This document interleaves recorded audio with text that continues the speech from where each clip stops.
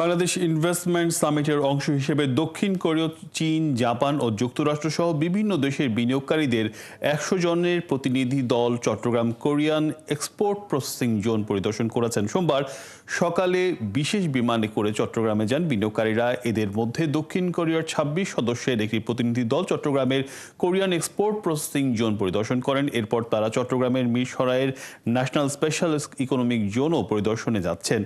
বিনিয়োগের জন্য অবকাঠামোর পাশাপাশি দক্ষ জনশক্তির উপর গুরুত্ব দেন বিনিয়োগকারীরা। বন্দর ও যোগাযোগ সুযোগ সুবিধা বিবেচনায় বিদেশি বিনিয়োগকারীরা চট্টগ্রামে বিনিয়োগে আগ্রহী বলে জানান সংশ্লিষ্টরা। এর মধ্যে দিয়ে চট্টগ্রামের শিল্পাঞ্চলগুলোতে বিনিয়োগ বৃদ্ধির সঙ্গে সঙ্গে বিভিন্ন উন্নয়ন হবে বলেও আশা করছেন কর্তৃপক্ষ। বাংলাদেশ ইনভেস্টমেন্ট সামিটের মূল লক্ষ্য জুলাই বিপ্লব পরবর্তী অর্থনৈতিক সংস্কার পরিদর্শন ও দীর্ঘমেয়াদী বিনিয়োগের সংযোগ তৈরি করা।